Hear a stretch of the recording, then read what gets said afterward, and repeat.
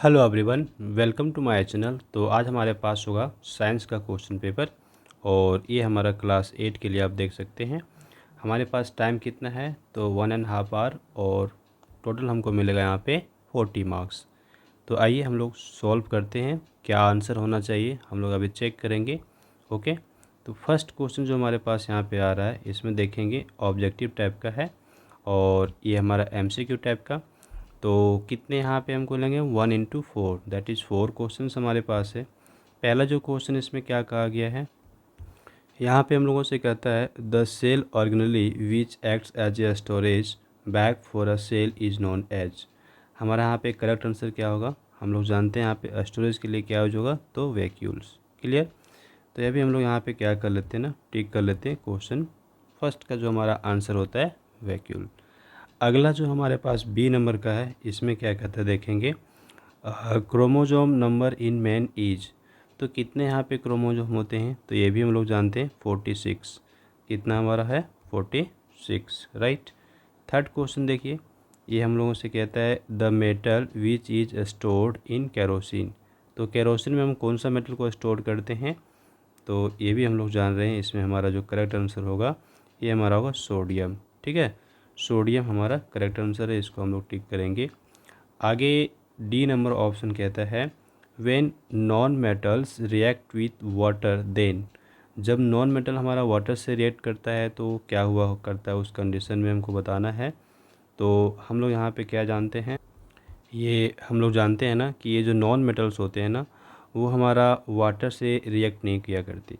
ठीक है, तो non metals do not react with water, ये हमारा जो ऑप्शन है यहाँ पे C number, non metals do not react with water, इसको हम लोग टिक करेंगे। चूँकि नॉन मेटल्स वाटर से रिएक्ट नहीं करते इसलिए हम लोग जानते हैं ना फास्फोरस को वाटर में भी हम लोग रखा करते हैं। आइए नेक्स्ट क्वेश्चन की बात करें। कहता है right any 2 examples of unicellular organism. तो यूनिसेलुलर ऑर्गेनिज्म के हम के 2 एग्जांपल्स देने हैं, बड़े आसानी से हम दे सकते हैं। अमीबा हो गया, पैरामीशियम हो गया, ये सब हमारे क्या है ना यूनिसेलुलर ऑर्गेनिज्म के एग्जांपल्स हैं। दूसरा हमारा जो थर्ड नंबर क्वेश्चन है कहता है right full form of PPLO। तो ये भी हम लोग जानते हैं, इसका फुल फॉर्म होता है प्लूरोनिमोनिया लाइक ऑर्गेनिज्म, राइट, जो कि हम लोग जानते हैं ना स्मॉलेस्ट सेल हुआ करता है। अगला जो क्वेश्चन यहाँ पे हमारा है इसमें हम लोगों से कहा गया है इन द फॉलोइंग सिचुएशन। हमारे पास सिचुएशन दिया हुआ है, कहता है आइडेंटिफाई द एजेंट, है ना, एग्जर्टिंग फोर्स। जो फोर्स एग्जर्ट कर रहा है उस एजेंट को पहचानना है, राइट। कहता है also state the effect of force in each case. Her case में हमको यहाँ पे जो इफेक्ट है फोर्स का वो भी बताना है। तो फर्स्ट जो सिचुएशन यहाँ पे हमारे पास आ रहा है इसमें कहा गया हमारे पास seasoning a piece of lemon between the fingers to extract it juice. जब हम लोग लेमन को यहाँ पे स्नीजिंग करते हैं उस कंडीशन में हमारा जो यहाँ पे फोर्स लग रहा होता है वो कौन होता है। तो क्लियर है, हमारा यहाँ पे आंसर भी दिया हुआ है। ये जो फिंगर्स है ना वही हमारा एजेंट की तरह काम करेगा जब हम लोग यहाँ पे नींबू को निचोड़ रहे होते हैं उसका जूस एक्सट्रैक्ट करने के लिए, राइट। दूसरा जो हमारा यहाँ पे इसका है इफ़ेक्ट, क्या इफ़ेक्ट हो रहा है। ठीक है, इफ़ेक्ट हमारा इस कंडीशन में क्या हो रहा है फोर्स का, तो उसका शेप यहाँ पे चेंज हो रहा है, चेंज इन द शेप, ये हम लोग नोट करेंगे। और अगला हमारे पास जो क्वेश्चन है इसको देखेंगे a car moving to rest. ये जो कार है ना, a car moving to rest once its engine is switched off. जब इंजन स्विच ऑफ हो गया और वो धीरे धीरे हमारा रेस्ट में आया तो यहाँ पे हमारा क्या एजेंट होगा। तो एजेंट की जब बात होगी तो एजेंट यहाँ पे हमारा क्या होगा, friction force between the ground and the tyre. Tyre और जो ग्राउंड है उसके भी जो फ्रिक्शन फोर्स है, ठीक है। तो आप यहाँ पे ग्राउंड ले सकते हैं एजेंट जो फोर्स एग्जर्ट कर रहा है। और इफ़ेक्ट क्या हुआ तो change in the motion, motion हमारा चेंज हो रहा है यहाँ पर। नेक्स्ट हमारे पास आता है an athlete making a high jump, ठीक है, to clear a bar kept at a certain height. तो यहाँ पर हमारा क्या होगा, ये जो एथलीट है ना वो अपना पैर से फोर्स लगा रहा होता है। तो एजेंट में हम लोग यहाँ पे क्या लिखेंगे, हमारा जो एथलीट का पैर है फीट वो हम लिखेंगे एजेंट में। और यहाँ पे स्टेट क्या होगा तो change in the direction. Effect क्या हो रहा है, चेंज इन डायरेक्शन, चूँकि एक पार्टिकुलर डायरेक्शन में मूव कर रहा था, जैसे ही वो छलांग लगाया उसका डायरेक्शन चेंज हो गया। ओके, अब यहाँ पर ये भी हम लोग जाने, जैसे पैर से हम लोग फोर्स लगा रहे हैं, ठीक है, तो ज़मीन में तो फोर्स लगा रहा है, तो action and reaction are equal होते हैं, वो यहाँ पे कंडीशन आ रहा है। आगे ले हमारे पास जो क्वेश्चन है यहाँ पे हमारे पास दिया हुआ है फिल इन दी ब्लैंक्स। हमको क्या करना है, जो ब्लैंक है इसको फिल करने हैं। तो फर्स्ट में यहाँ पे ब्लैंक दे रखा है, आप देखिए, और यहाँ पे क्या कहता है, is the only non metal to have a natural lustre. हम लोग क्या लिखेंगे यहाँ पे, नॉन मेटल जिसमें नेचुरल रस्चर होता है, तो आंसर हमारा हो रहा है आयोडीन। क्या आंसर हो रहा है, आयोडीन। दूसरा हमारे पास है नेम अ मेटल विच, ठीक है, name a metal which normally exist in liquid state. तो मेटल बताना है, मेटल जो हमारा लिक्विड स्टेट में है, तो आंसर क्या है, मरकरी। मरकरी हम लोग नोट कर लेंगे। आगे आइए 7th नंबर क्वेश्चन की हम लोग बात करते हैं। कहता है an object experiences a net non zero force. जो ऑब्जेक्ट है वो कैसा फोर्स एक्सपीरियंस कर रहा है, नेट नॉन जीरो, यानी कि उस पर कुछ ना कुछ फोर्स तो लग ही रहा है, ठीक है। यहाँ पे क्या कहा गया है, नॉन जीरो फोर्स, यानी फोर्स कुछ ना कुछ वहाँ पे अप्लाई हो रहा है। आगे हम लोगों से कहा गया है is it possible for the object to move with a constant speed along a straight line. क्या वो स्ट्रेट लाइन में कांस्टेंट स्पीड से मूव कर सकता है, नहीं। देखिए, जब यहाँ पे नेट फोर्स लग रहा है, कुछ ना कुछ फोर्स लग रहा है ऑब्जेक्ट पे, तो वो अभी कांस्टेंट स्पीड से कैसे मूव कर सकता है, ठीक है, कांस्टेंट स्पीड से मूव नहीं कर सकता है। उसका स्पीड या तो बढ़ेगा या तो घटेगा, ये आप ध्यान रखिए, स्पीड या तो बढ़ेगा या तो फिर घटेगा। तो यहाँ पे हम लोग आंसर क्या करेंगे, नो, ठीक है, it is not possible. Okay, is it possible for the object to move along as move with a constant speed, no, constant speed से नहीं मूव कर सकता है, कुछ ना कुछ उसका स्पीड बढ़ेगा या तो फिर घटेगा, दो में से एक ही चीज़ होगा। अगर डायरेक्शन जिधर ऑब्जेक्ट मूव कर रहा है उसके ऑपोजिट लगेगा तो फिर उसका स्पीड घटेगा। अगर उसी डायरेक्शन में लग रहा है, along the direction of motion of the object, तो फिर क्या होगा ना, ऑब्जेक्ट का स्पीड धीरे धीरे बढ़ता जाएगा। नेक्स्ट हमारे पास क्वेश्चन नंबर 8 है, और यहाँ पे हम लोगों से कहता है व्हेन विल अ डाइवर। हम लोगों को किसकी बात हो रही है, तो डाइवर की। When will a diver experience a great, है ना, एक्सपीरियंस अ ग्रेटर प्रेशर, कितना, 100 centimetre below the surface of water और 200 centimetre below the surface of water. यानी कि कौन सा सिचुएशन में वो ज़्यादा प्रेशर एक्सपीरियंस करेगा, ठीक है। When will a diver experience a greater pressure, ज़्यादा प्रेशर वो कब महसूस करेगा, जब 100 सेंटीमीटर नीचे रहेगा पानी का या फिर 200 सेंटीमीटर नीचे रहेगा पानी का। जस्टिफाई और आंसर।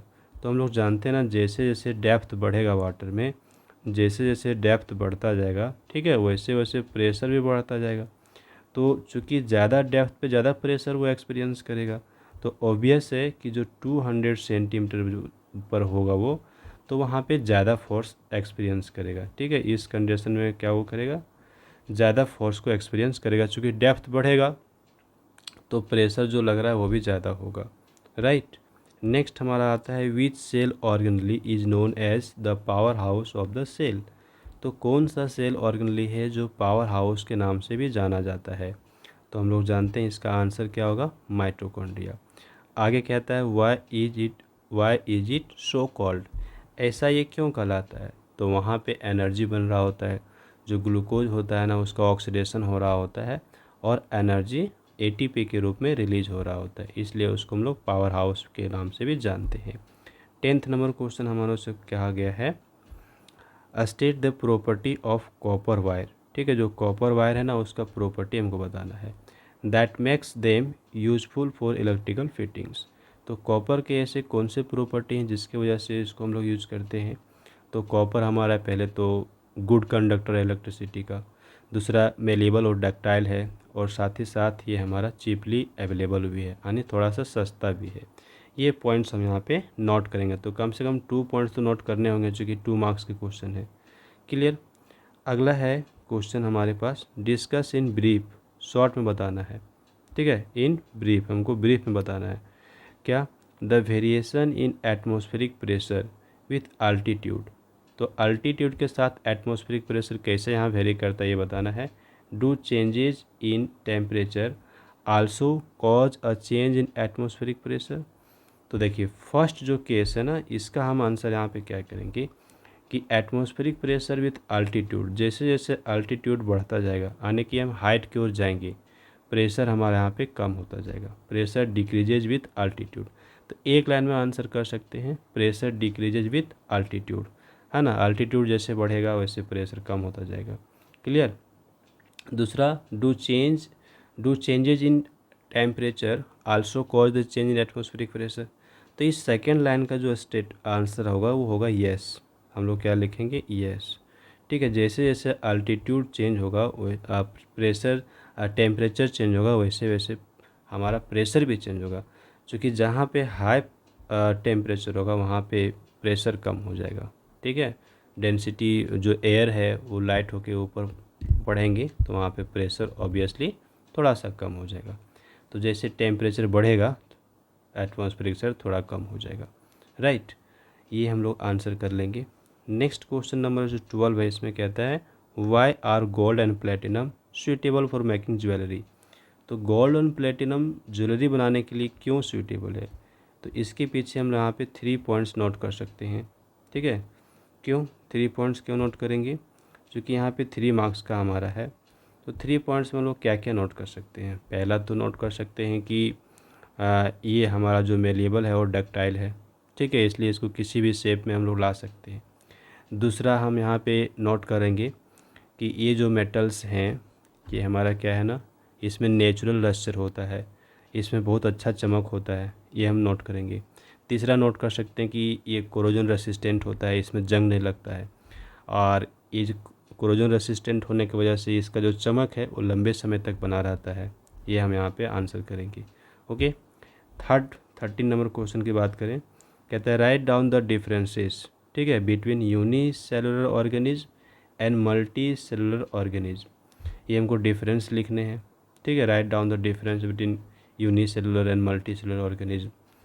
तो ये कितना मार्क्स का है, 3 मार्क्स का है। तो टेबुलर फॉर्म में इसको हम लिख सकते हैं, एग्जाम्पल के साथ लिखेंगे।